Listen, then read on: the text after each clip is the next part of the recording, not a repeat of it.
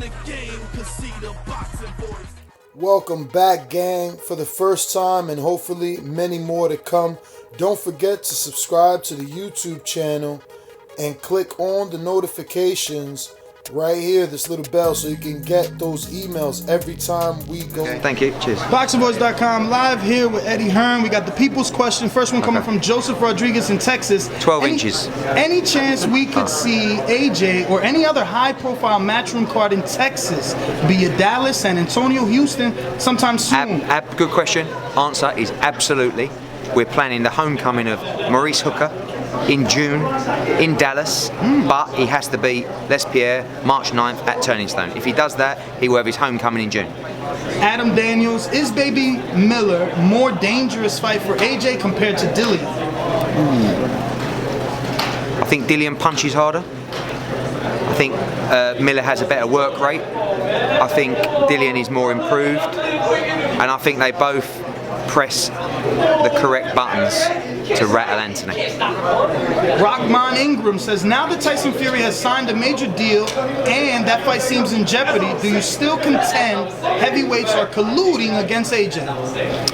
What I said about colluding against AJ was in the negotiations, there were certain fighters, and I'm not talking about Wilder and Fury actually, and camps that were talking to each other to try and drive prices up and block fights. So I don't think they're actively doing it, but they were doing it when our previous opponent was undecided. Info Joe says, is there any plausible reason other than fright that AJ would fight one fighter in America and not another? No, I don't think it was ever his plan to box in America, but you're talking about when we were negotiating, what, 6 or 8 months ago? He couldn't get the fight he wanted in the UK. He came here to the Canelo fight and he thought, you know what? I'll go and box in America. It's pretty simple. But certainly the undisputed fight, he felt that he earned the right to have that fight in the UK. If Wilder won't come to the UK, maybe Joshua has to come to the US for that fight. Elio says, what are the plans moving forward? Will AJ continue to fight in the US or is it back to the UK after? Probably back to the UK, but obviously we'll see how it all goes on June the 1st. You ain't gonna love the next one. Seven says, why are you such a weasel, Mr. Hearn? Nah, I'm messing with you. My question is, would you consider revising the contract that you sent Deontay's camp and have AJ take the same 30-70 split in a rematch in the US if he loses? I think that would make it more intriguing to Deontay. What do you think? Don't forget that rematch was in the US. So obviously Joshua had to travel for that rematch. Everything is open for negotiation. Unfortunately, when there's no information coming back from the other side, you can't even talk about things or negotiate. So in answer to your question, I don't know, but we are willing to talk about all splits, all venues, all revenues, everything to try and make that fight happen. Jose Garcia says, since Fury is scared to take the rematch against Wilder, when could we expect Wilder AJ? End of 2019 or early 2020? I hope end of 2019, but also understand fighters are not scared to fight anyone. Trav FDY says, what up, Eddie? What up, AJ Trav? is about to make a career high payday. Fury signed a $100 million deal. Do you think Wilder finally realizing he's taking it up the bum? Yeah, that's what he said. I think Wilder must be looking at AJ's money and Fury's money now and thinking, wow, I have been getting peanuts for a long, long time. Eric Cruz in Texas says, when will DAZN release viewership numbers as you previously stated they will? I didn't state they will, but like, I don't know. Like, I think you just interviewed DAZN. I don't know whether it's a legal. I don't know whether that's like a legal thing over here. Like Sky don't announce the pay-per-view numbers. Like you can find viewership numbers, but I mean, I'm sure if you ask DAZN, they might tell you. But I don't know the protocol here. Like Sky do not announce their viewing figures in the UK for pay-per-views and stuff like that. So I don't know whether they're going to publicly come out and say we have X amount of subscribers. Last one, Teddy by the Wood says, can you get DAZN to put the names on the bottom of the screen during the fights? Yeah. So what? Who's fight? We don't know. If you're not a hardcore, you wouldn't know who's fighting. I guess that's all kind of things that we have to work on because I think the market's very different in the US to the UK. Like I think the UK fight fans watching automatically know who's who. So maybe that's something we've got to work on. All feedback's great feedback.